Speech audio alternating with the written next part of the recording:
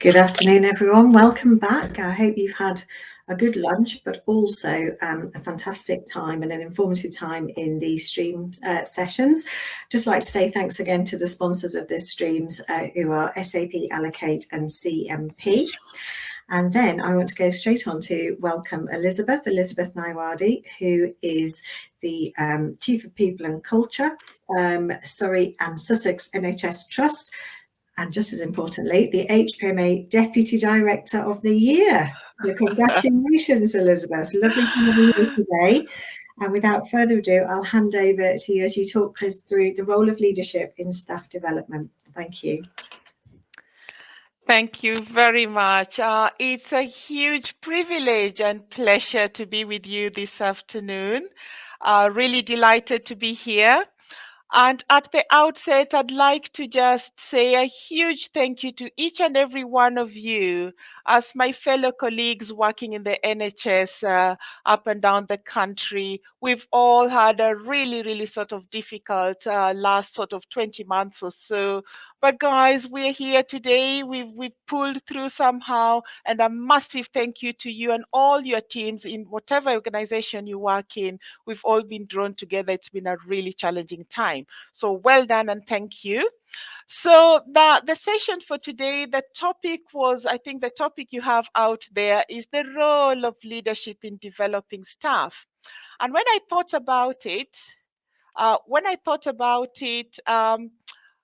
I decided to focus it on me as a leader instead of just speaking generally in terms of the role of leadership in developing staff. So I'm going to share with you my role as a leader in staff development. Can I have the next slide, please? So for me, at the outset, I'd like to share with you why I feel that staff development is something very personal to me by sharing with you my personal story. So a number of you who've worked with me know that I joined the NHS in 2007. And I first worked at the Royal Berkshire NHS Foundation Trust, and I was in a band 6 role as an HR officer, and I also did some equality and diversity work. So I'll share with you why I believe that, or I feel, not that I believe, it is personal to me, staff development using my own life lived experience. So when we develop staff, a number of things happen. First and foremost, that individual grows as a professional. But secondly, with staff development, usually comes that promotional opportunity.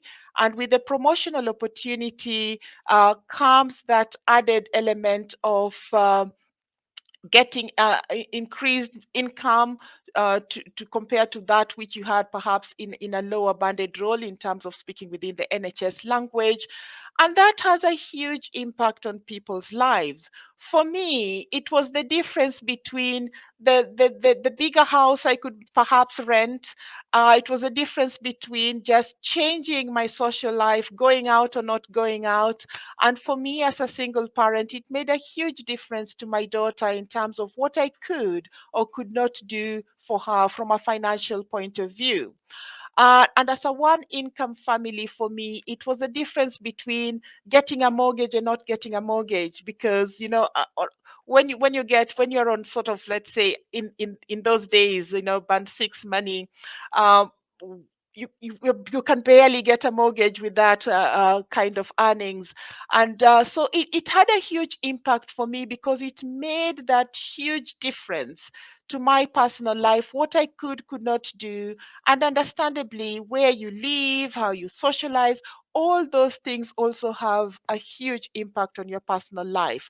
So I always think of how that staff development had an impact on me as a person over the years, and I use that as the basis for which I devote absolutely every energy I have within me to ensuring that I focus on developing staff around me in terms of my direct reports, and now also as a leader in my functional specialism, which is HR and OD. I deliberately focus on that because I know it makes a huge difference to people's lives. And where you have dependents, it's all tied to that as well, whether they are dependents living with you here in the UK, or for somebody like me, originally from Kenya, what I can do for my family out there as well. All these things are tied to that. So it's a very, very personal subject for me. And I'll go ahead to explain to you how I've therefore used that and what I do about staff development. So that's what I mean by it is very, very important to me, and it's also personal given the impact it has had on my life over the years. So when I think about the impact of staff development at work, again, looking back to my career journey over the years, each time I felt I was in a role whereby, I was being developed or I was, progressing, it's really, really morale boosting. There are no two ways about that. I felt I really looked forward to going to work. You're interested, you're motivated. You want to go and give it your very best. You almost just feel alive at work. And it also gave me so much belief and confidence on the fact that, I could do better. I could progress. I'm so much better than this.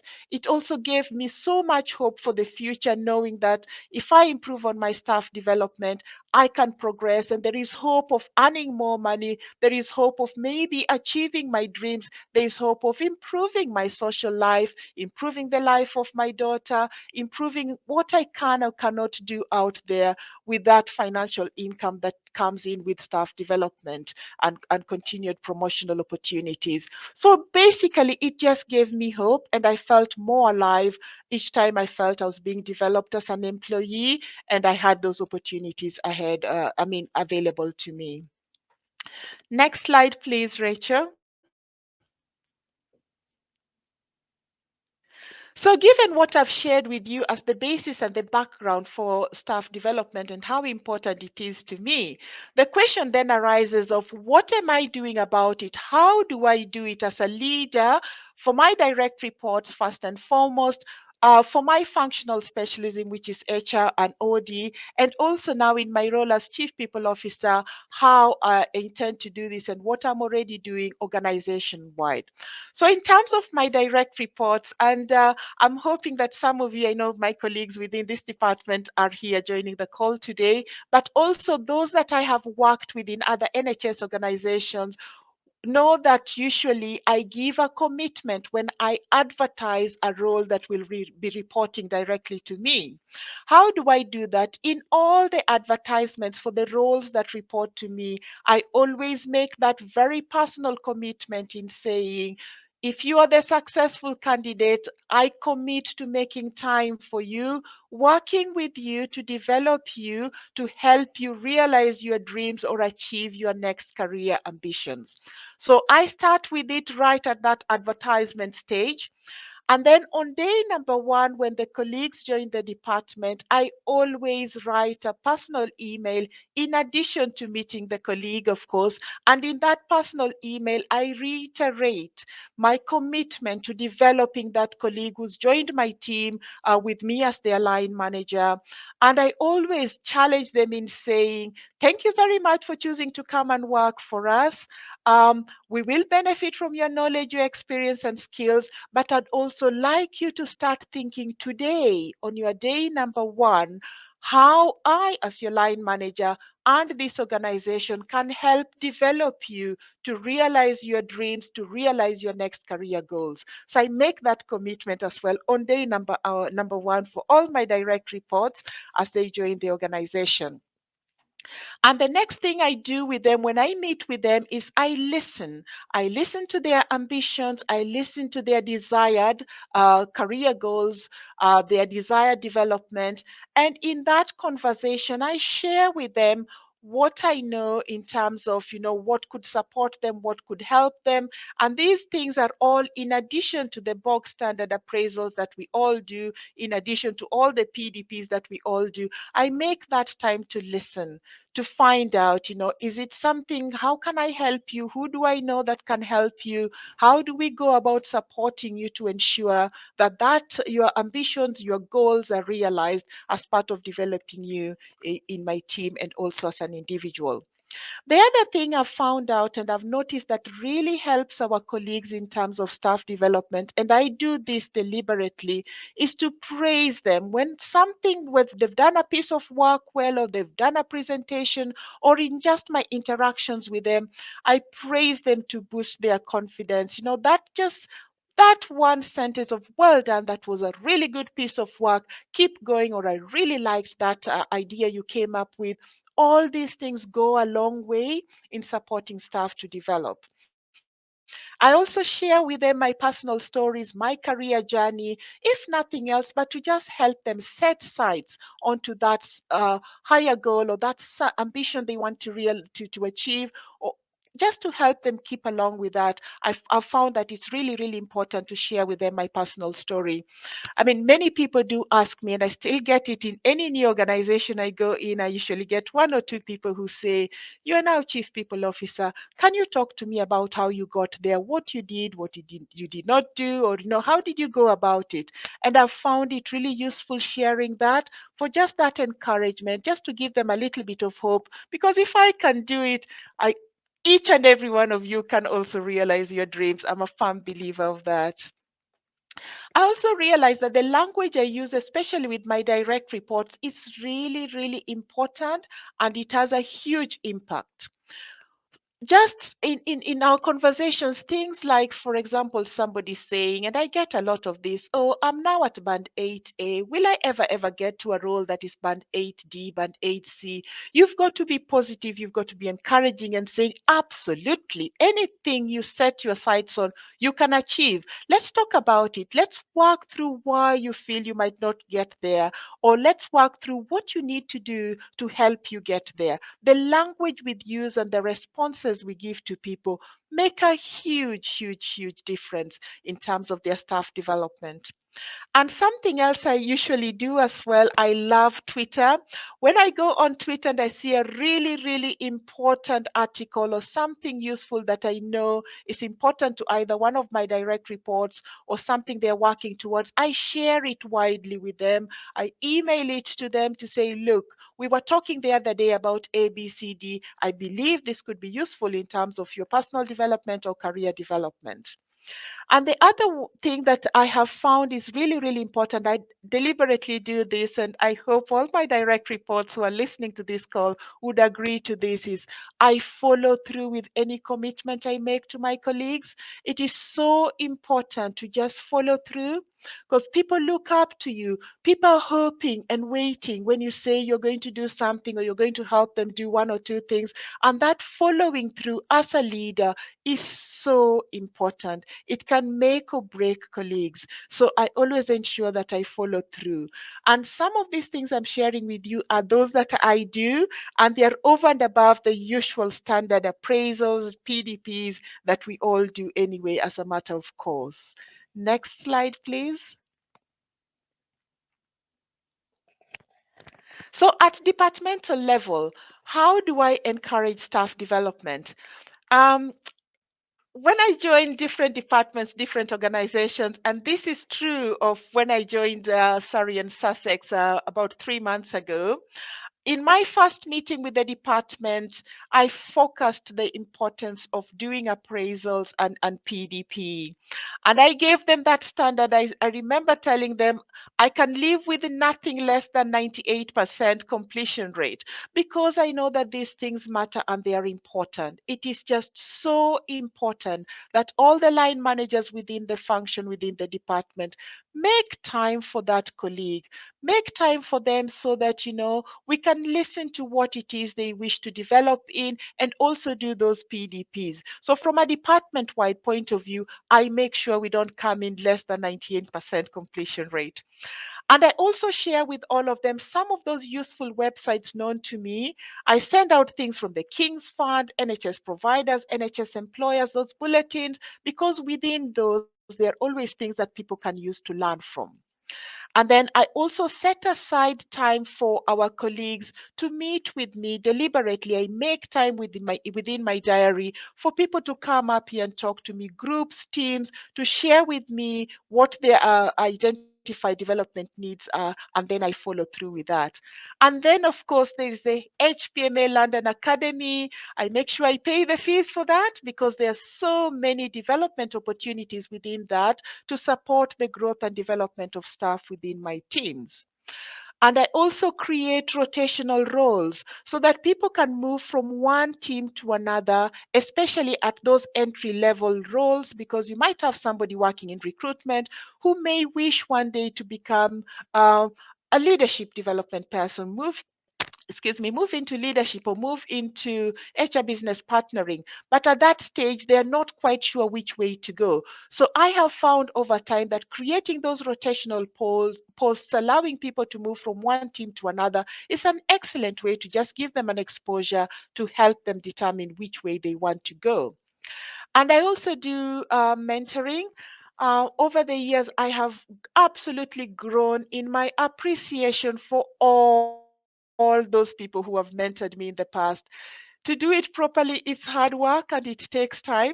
But I have benefited so much from mentoring that I make sure I do it. I give back by mentoring, not only in hours, but also in out of hours. What do I mean by that? I currently have 3 people that I'm mentoring, and for one of them, we can only do it on Saturdays because that's the best time to fit in the required time to spend with them. And for my other colleague, I do it every Friday from 6 o'clock to 7 o'clock because that is the time we could set aside for that. So I will always do mentoring for colleagues, the number that I can cope with, because there's just so much value in giving back and supporting colleagues coming up the line. And the other thing I also usually do is, you look out there in terms of what's happening nationally and regionally, and I share that widely across the department just for learning and for development. In particular, I know in a week or two we will be looking at the future of the NHS HNOD, the recently released report that will affect all of us within the function. Next slide, please. And what do I do about this organizationally? So, this is my dream. I am yet to realize this goal and ambition, but my ultimate dream and goal with regards to staff development is that I will have every new starter who joins the organization will already have a structured career pathway uh, related to their role issued to them on day one, and also with an explanation of the associated infrastructure and the support that we have in place to ensure we develop them throughout the time that they are with us here in the organization. When I hit this goal, when I realize it, I will share it with all of you. But that's what I'm now working towards, and I'm determined to deliver that because it sends that powerful message that we care about each and every colleague in the organization. We will develop you, whether it's developing you for career progression or developing you to be the very best at what you do going forward. So, those are some of those things I wanted to share with you from a personal point of view in terms of staff development. Thank you very much. I'm happy to take any questions or anything that is on the chat box. I'll look to you, Annalie. Thank you so much, Elizabeth. That's absolutely awe-inspiring. I mean, your commitment and your investment in your colleagues is just absolutely fantastic. And as you can see, the screen is awash with claps, stars, hearts, and thumbs up. So I hope you can see those. Huge appreciation for what you've just set out. We've got time for maybe 1 or 2 questions. If I could start, and then if people want to pop some stuff in the chat box or the Q&A, sorry. I just wanted to ask you, we often talk about people having a sponsor or finding a sponsor, someone who believes in them, someone who supports them and gives them those sort of opportunities, if you like. Did you have such a person in your early career, someone who really, you know, gave them the Elizabeth treatment, if you like? Can you hear? Sorry. I think you dropped out a little bit. I hope it's not on my part. I had you up to the place where you got to talking about a sponsor. Yes. Somebody you, yes, Okay, brilliant. Can you hear me now? yes. Brilliant. The question I asked, and it's similar to one that has come up from in the Q&As from Victoria, is around, did you have a sponsor, a role model who was there for you in the way you are for your colleagues now in the early times of your career? Not so much in the early times of my career, but when I got to the deputy director level, I encountered the wonderful James Devine. And James Devine is probably known to some of you in the HR circles. And my goodness me, he absolutely championed me. He developed me. He exposed me to everything I needed to know as a leader. He encouraged me. He absolutely moved heaven and earth for me in terms of just using his position power to open up and take me to various meetings, board level meetings, different forums that he was, attending up and down the country. He absolutely devoted his time to develop me. And I owe a huge debt of gratitude to him because over time it started as a mentoring relationship and it developed into one where he was my sponsor. And over time, you can't quite explain how some of these things happen. It ended up being a relationship, one of those where he could absolutely tell me when something was wrong or I did not get it right. And not only did he share that, but also showed me how else I could have done it differently. I had so much learning from him. So yes, I encountered that in James Divine, and my goodness me, was great support throughout, and he still is a great support, and he's remained a friend in the sense that if I encounter something difficult or challenging, for some weird reason, is the first one I call and I go, James, do you have 2 minutes? So, yes, in terms of growing me and developing me, absolutely went over and above everything. He really pushed for me, sponsored me, championed me, and also mentored me. So, that comes in handy as well. And it leaves you with that debt of gratitude. And I always say this, I'll do as if I can do half as much as what James did for me to anybody within my circles or that I'm supporting, I will have done enough. Gosh, it sounds like we all need a James in our life or Elizabeth in our Yeah, life to really sort of support us and have that yeah, honest relationship with, where you yeah, can have that sort of feedback and that trust. A couple more yeah. questions, and one is around what has been the best or the peak experience of your career to date, and what's the impact that's had on you as a leader? Um, the best experience, definitely getting the job that I'm currently in, and I'll tell you why. It is difficult. It's not easy to get your first board level job. And when I started looking, I mean, you get advice. Of course, you look and you ask for support and talk to different people. And I remember people telling me, you've got to apply for maybe 10, 11, 12 before you get your first board level job. So this was the third one I had applied for, and I was really, really glad when I got it. So in terms of experience, and the best experience getting this job was good because I was at that point in my life whereby I really just needed to get to have a go at running my own function from that board level point of view. Of course, you do it as a deputy director, but when you do it as a director responsible for your own function, it's different. You almost have that sort of that canvas to make it your own, and shape it in the way you wish to shape it. And I was ready for that position at that time, and I was really, really glad to get this position when it came through. So that was a good experience. Challenging it is, and a huge Can level of imagine. responsibility, but I was really pleased to get it in terms of career development and positive experience. Brilliant. Thank you. You're an absolute inspiration. I'm going to squeeze one last question in, if I may, and that is, what is the one lesson, the biggest learning opportunity you've had that you can sort of share with us today and pass on that learning? Um, One thing, scrutiny, and I say this all the time, but I learned the hard way. As a leader, as a line manager, and especially in a leadership position such as this one that I'm having, the scrutiny is immense. What you do, what you don't do, what you say, what you don't say, you may not have intended it, but the impact it has on those around you is significant. So I'm very, very aware of that. I'm mindful of it.